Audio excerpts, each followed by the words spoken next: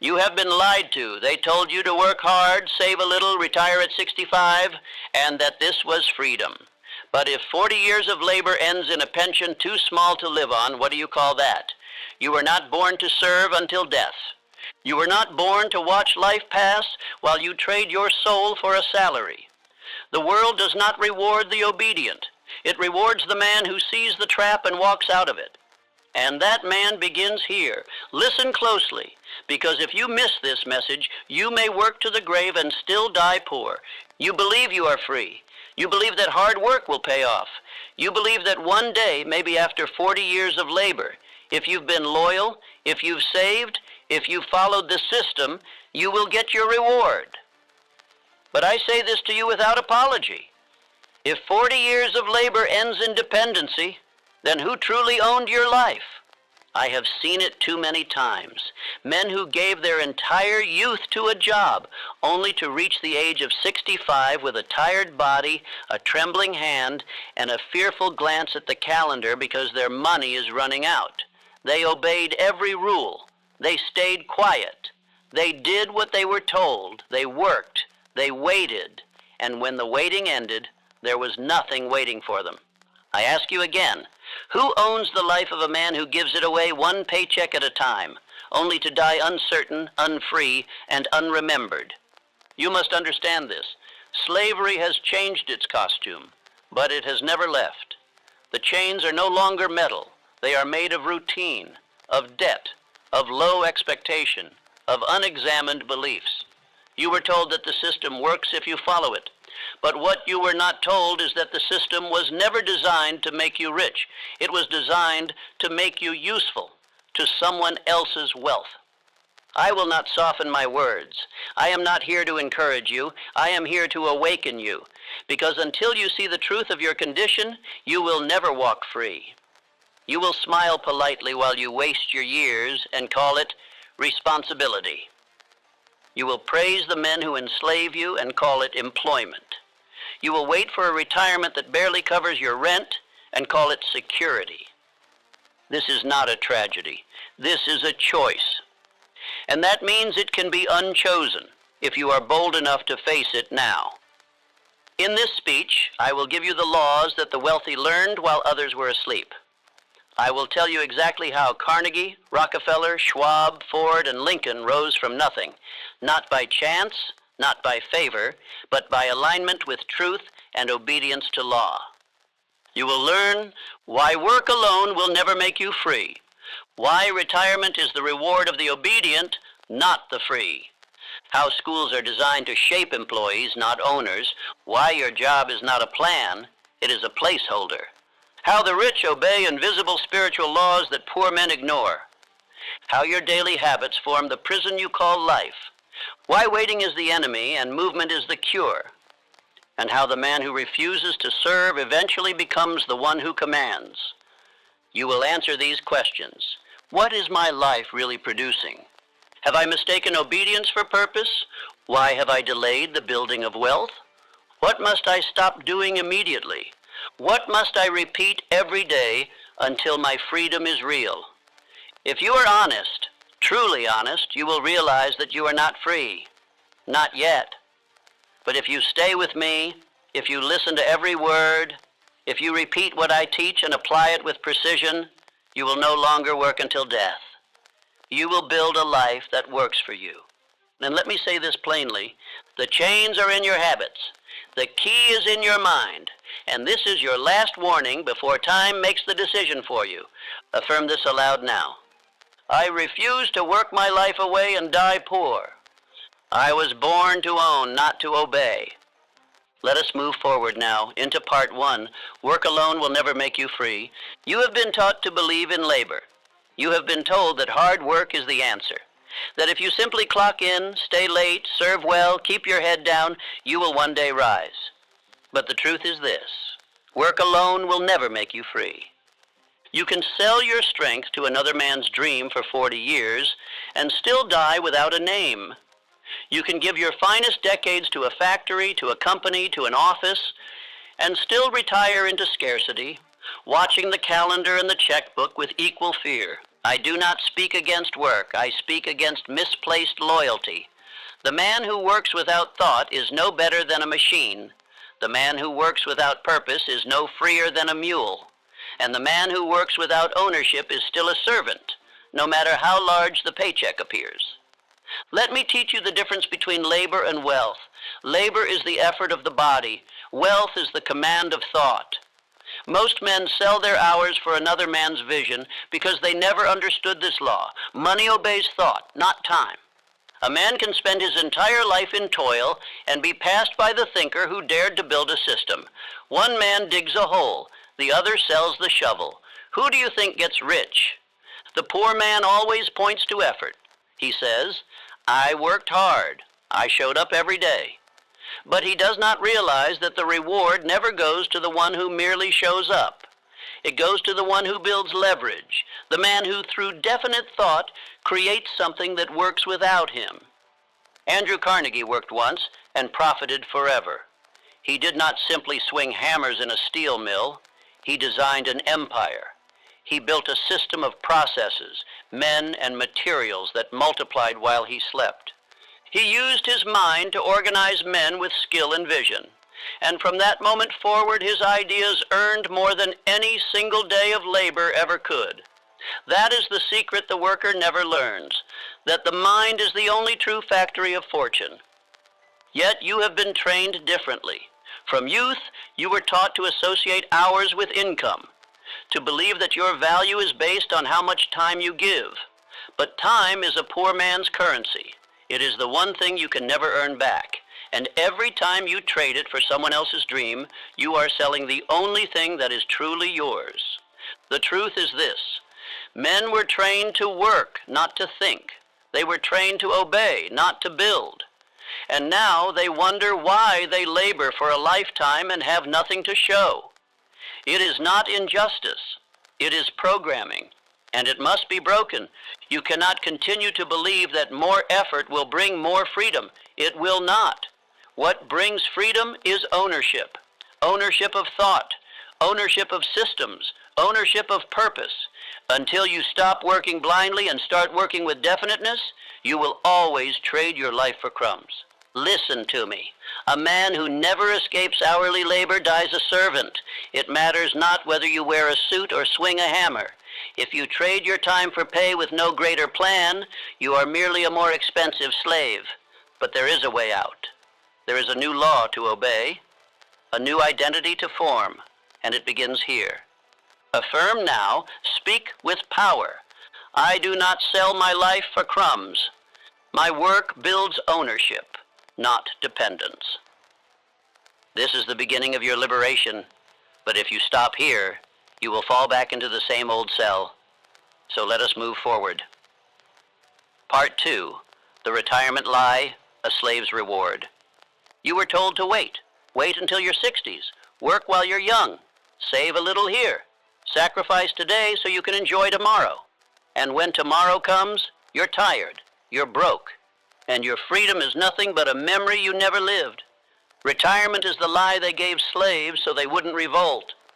The truth they never told you is this. You are not saving for freedom. You are saving to delay collapse.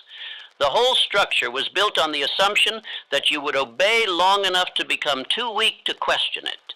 They gave you just enough security to keep you from running, just enough hope to keep you from asking, and just enough fear to keep you working. I say this without apology. The man who waits until 65 to begin living was never alive to begin with. You think retirement is a reward? It is a leash. They call it a pension. I call it permission to survive. You were never supposed to reach your final years with dread in your chest and a calculator in your hand. That is not freedom. That is a sentence. And the only crime you committed was trusting a system that was never built to set you free. Let me show you how wealth works. Not the fantasy, but the formula. True wealth is not saved. It is not rationed. It is not handed out at the end like a prize for obedience. True wealth is built through value. It is the byproduct of thought, decision, and the courage to step off the assembly line. Look at Henry Ford. He didn't save his way into millions. He didn't work for someone else until he was 65. He created something that multiplied without him. He built systems. He saw opportunity where others only saw jobs. And because of that, his wealth worked while he slept. That is the difference between the man who builds and the man who waits. The builder lives now. The waiter dies hoping.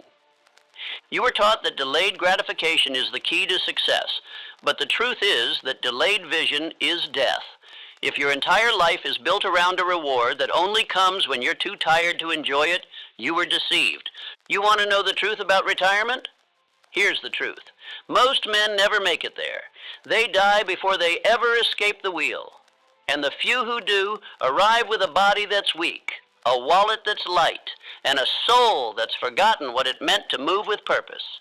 It doesn't have to be this way, but only if you're willing to break the lie today. Affirm with power. I do not wait for freedom, I build it now. I reject the retirement trap. My wealth begins today. The system rewards the silent. Part 3. Schools create obedient workers, not rich men. You were trained, not educated, conditioned, not liberated. From the first day you stepped into a school, they were not preparing you to own your life. They were preparing you to serve someone else's. The school system does not produce creators, it produces cogs. Think carefully. What did they teach you? Sit down, be quiet, memorize, repeat, obey, raise your hand for permission to speak, wait your turn, learn the rules, follow instructions, stay in line. Now ask yourself, how many of those lessons do you see in the life of the rich? None. Because no man ever became free by obeying everyone else's commands. The men who rose, Carnegie, Edison, Ford, they broke the line. They rejected the path laid before them. They thought, they imagined, they questioned, they moved with belief, not compliance. Let me tell you about Thomas Edison. He was thrown out of school. The teachers said he was unteachable, deficient. They told his mother he would never learn. And what did he do? He went on to bring light to the entire world, not because of a classroom, because of belief, because of persistence, because of vision. And here is the great irony. The same system that rejected Edison now teaches about him. They celebrate his name, but they punish the spirit he lived by. The truth is this. Schools do not teach wealth. They do not teach imagination. They do not teach faith. They teach order. They teach comfort. They teach dependency. They teach you to memorize a script and never to write your own. If you want to become rich, you must unlearn the thinking that made you poor. You must cast out the false beliefs that were planted in you by those who were never free themselves. You must question the path. You must think for yourself. Ask, why was I taught to fear mistakes more than mediocrity? Why was I never taught to build income? Why did no one speak of definite purpose? Why were the laws of wealth, faith, autosuggestion, desire, organized planning left out of every curriculum? I will tell you why. Because obedient workers do not need wealth. They only need enough to survive and to keep showing up. This is not an attack on learning. Number this is a war against indoctrination. Education is power when it liberates the mind. But when it only trains the hand, it becomes a prison. If you want to rise, you must retrain your thinking. You must study what the free men study. You must speak like the man you intend to become, not like the one you were trained to be. You must ask questions they never let you ask. Who benefits from my obedience? Who profits from my delay? Who taught me that my value is measured in grades, hours, or approval? The moment you start questioning, you start building your exit. You were not born to follow instructions. You were born to give them. You were not made for desks and bells. You were made for vision and command. And if you are willing to reclaim your mind, you will reclaim your life. Affirm now, with certainty, I think for myself. I question the path I was given. I was not born to follow instructions. I was born to give them. Part 4. A job is a temporary solution, not a permanent strategy. Let us be honest now, brutally honest. A job is not freedom. A job is not wealth. A job is not a plan. A job is a placeholder for the man who has not yet taken command of his own life. You are taught to believe that a job is security, but I tell you, it is only a cage with polite walls. The world taught you to find employment, not purpose. It taught you to search for paychecks, not plans. It taught you to settle for survival instead of building a life that commands respect and earns abundance. Understand this truth.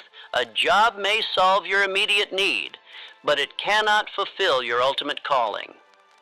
If you do not have a definite chief aim, a job becomes a coffin. It is the slow decay of potential masked as duty. You wake up, you punch in, you work all day, you punch out, and repeat. And somewhere along the way, you forget that you were meant for more. Do I say abandon your job? Number. But I say this, use your job the way free men use tools, not as a master, as a means, as leverage, as the funding for your freedom, not the replacement of it. Let me tell you about Edwin C. Barnes. He did not despise work. He worked as a clerk, but he had one vision burned into his soul, to become business partners with Thomas Edison. He worked with purpose, not just for a wage. He used the job to get into the room. And once in the room, he proved himself and left the job behind forever. This is how wealth is built, not through years of repetition, but through intention, definiteness, and strategy. The tragedy of modern man is not that he works hard, it is that he works hard without direction, without purpose, without ownership. And so he becomes a slave, not because of chains, but because of habit. Hear me now, a job is only noble when it funds your freedom. If you are still working to stay alive, you are not yet free. If you are still hoping for a raise instead of building income streams, you are not yet free. If your days are consumed with tasks that build someone else's dream and leave yours dormant, you are not yet free, but you can be. The door is open, but you must stop kneeling before the illusion of security and start standing for the reality of ownership. Do not live your entire life renting your time. Own your days, command your income. Use your job, don't let it use you. Say it with conviction. My job is not my identity, it is my tool. I use my job to build freedom. Part 5. The rich man's laws are spiritual first. Let the world keep chasing money. Let them scramble for crumbs. Let them trade hours for coins and sell their birthright for wages. You, I am speaking directly to you, you must understand what they do not. The laws that create wealth are spiritual before they are material. You cannot rise until you rise in mind. You cannot earn until you believe you are worthy. You cannot command until you obey the laws that govern riches. Not the laws written by men, but the ones written into the very structure of the universe. There is a divine law behind every fortune. And if you break that law, the money will break you. You have been told money comes from effort. I tell you plainly, money comes from alignment. You must align your thought with your belief with your words with your action, and your action with your plan. This is law. This is order. This is power. Look at the lives of the wealthy, not the ones born into it, but those who built it. Rockefeller tithed not out of superstition, but out of principle. He honored divine law. He believed money was a stewardship. He structured his empire not just on business, but on internal discipline. Andrew Carnegie surrounded himself with minds greater than his own, not because he was weak, but because he obeyed the mastermind principle. He believed that riches were attracted to unity, to definiteness, to mental harmony. Edison repeated the vision of electric light to himself long before the world believed in it. He walked with certainty while others mocked. He obeyed the invisible law of belief, faith applied to a definite aim. Do you understand now? It is not business alone that creates wealth. It is belief. It is spiritual alignment. Faith is not religion. It is power. It is seeing the invisible as though it were visible. It is holding your vision with such intensity that the world must obey. And what of autosuggestion? The world calls it foolish repetition. The rich call it mental programming.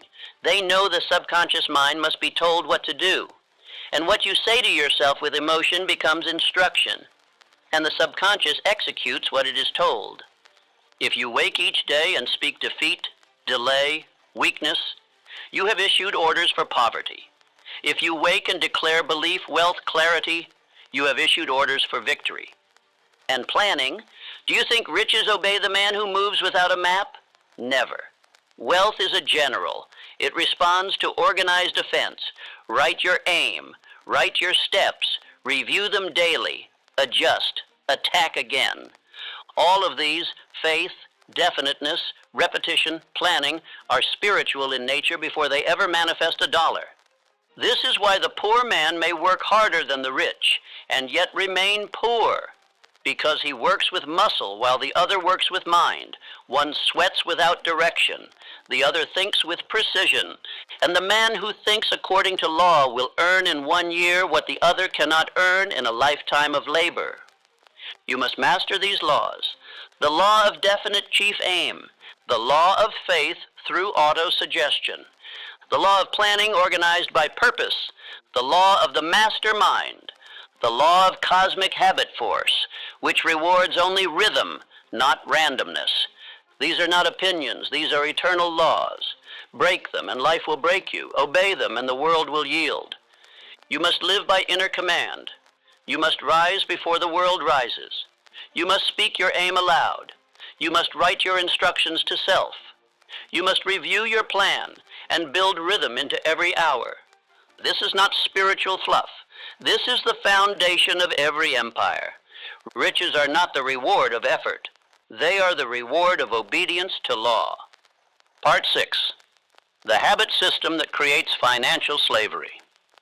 If you would understand slavery, you must stop looking at chains and start looking at habits. For no man wears shackles on his wrists anymore. He wears them in his routines. Slavery in this age is not enforced by force. It is enforced by familiarity, by repetition, by rhythm gone wrong. You rise, you eat, you labor, you rest, and you call it life. But I ask you, is it your life? Or is it the life designed for you by other men who profit from your blindness? The modern slave is not bound by a master. He is bound by a cycle. And that cycle, unless interrupted, will carry him to the grave with nothing to show but obedience and exhaustion. The chains are in your habits. What time do you wake? What thought enters your mind before the world speaks? Do you begin your day with instruction to self, or do you check a machine and follow the world's instruction? When your body rises but your purpose sleeps, you are already a servant. Let us speak plainly. You cannot live like a common man and expect uncommon results. You cannot drift into fortune. You cannot wander into mastery. You must command it, and command requires rhythm, but it must be the right rhythm. The poor man wakes late, eats thoughtlessly, consumes without producing, reacts without thinking, and repeats the same confused day, year after year. This is the habit system that leads to financial slavery. It does not feel oppressive. That is why it is so dangerous. It feels normal, but it is normal only because it is widespread. And slavery that is widespread is still slavery. The difference is that now the slaves are quiet. They sing no sorrow songs. They just keep working and hoping and waiting for a reward that never comes. Now compare this with the habits of the wealthy, not those who inherited, but those who built. Andrew Carnegie rose early. He did not wait for orders. He issued them. He planned his day the night before. He spoke aloud his aims. He wrote letters of intention. He reviewed his progress daily, and he demanded the same from every man around him. Charles Schwab did not stumble into leadership. He became a multi-millionaire because he mastered organized rhythm. Every hour had a purpose. Every morning was planned. Every night was measured.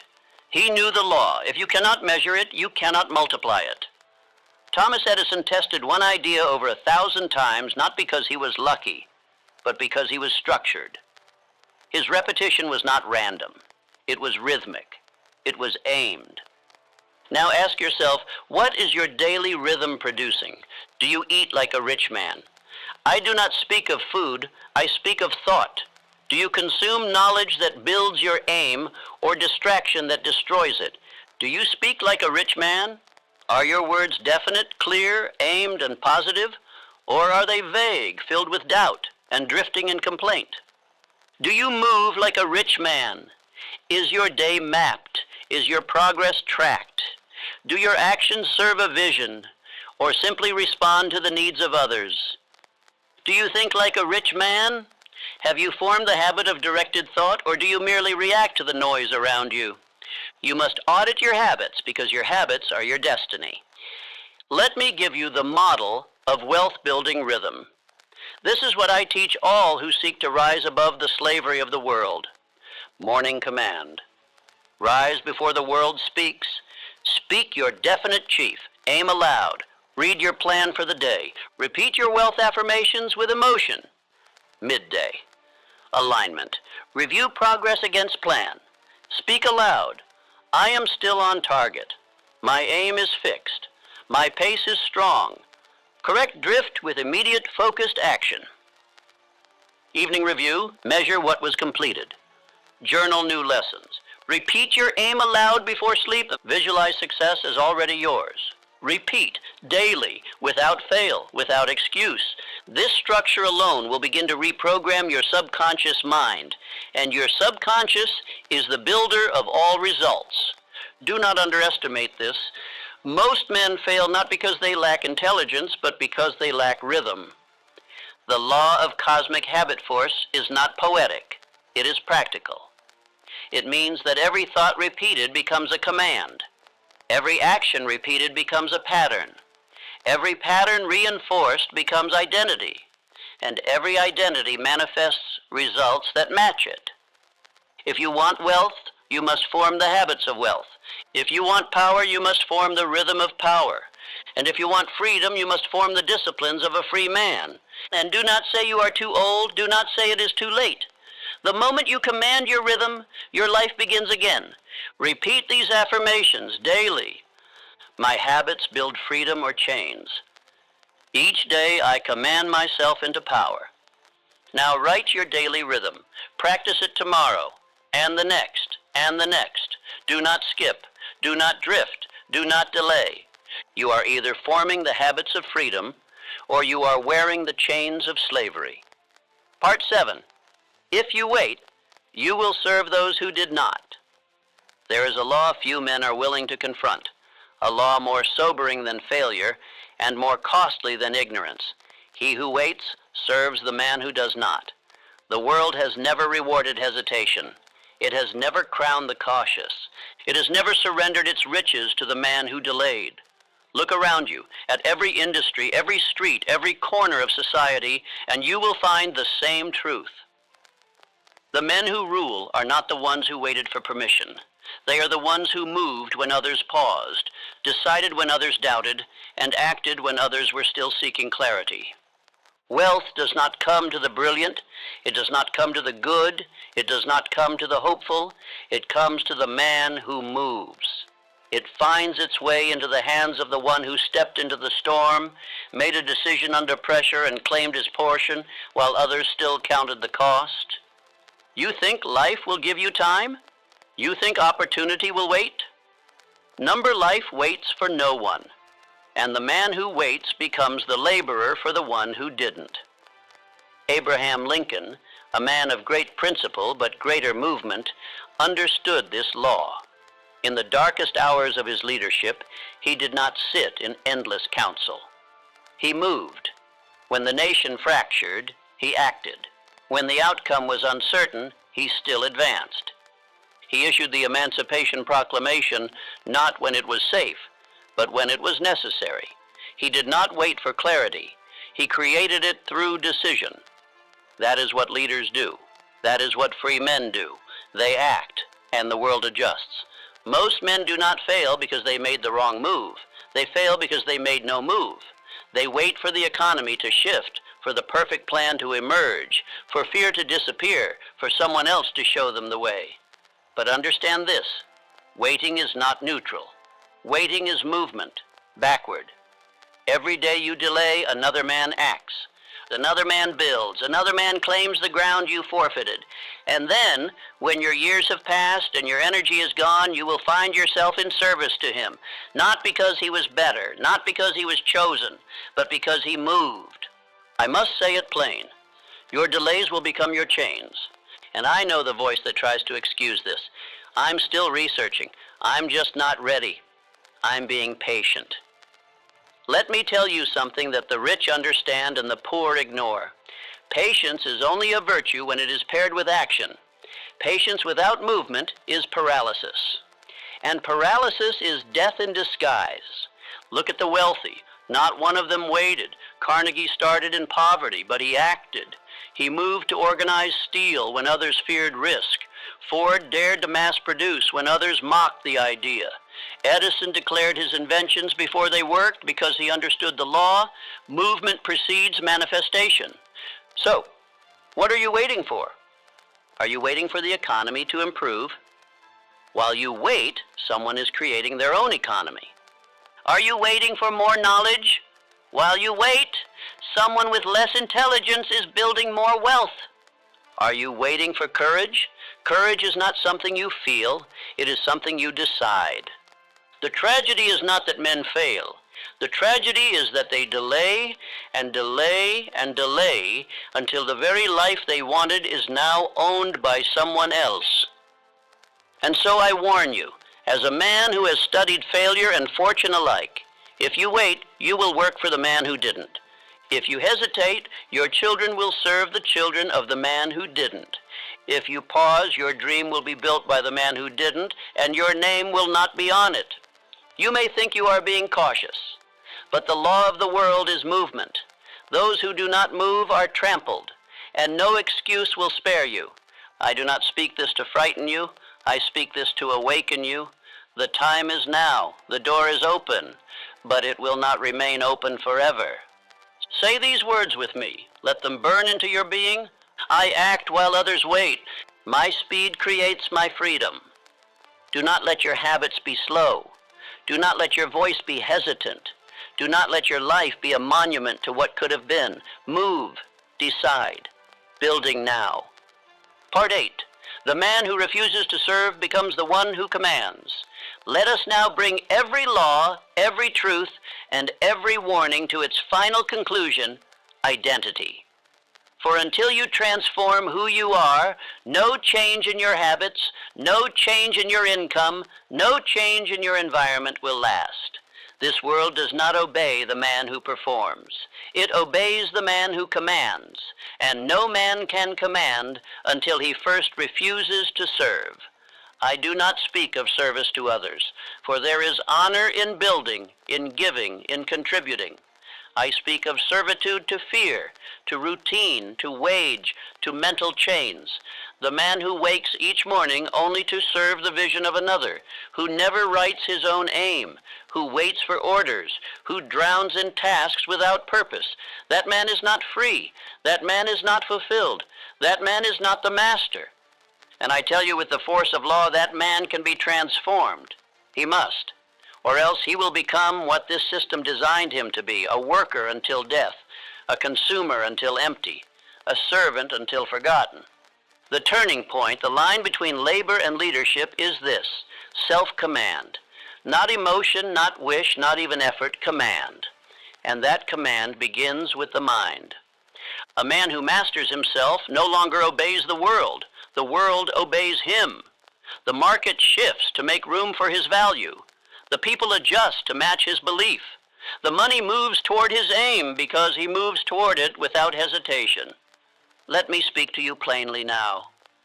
You can die as a laborer or rise as a leader. The difference is not money, it is thought, discipline, and decision.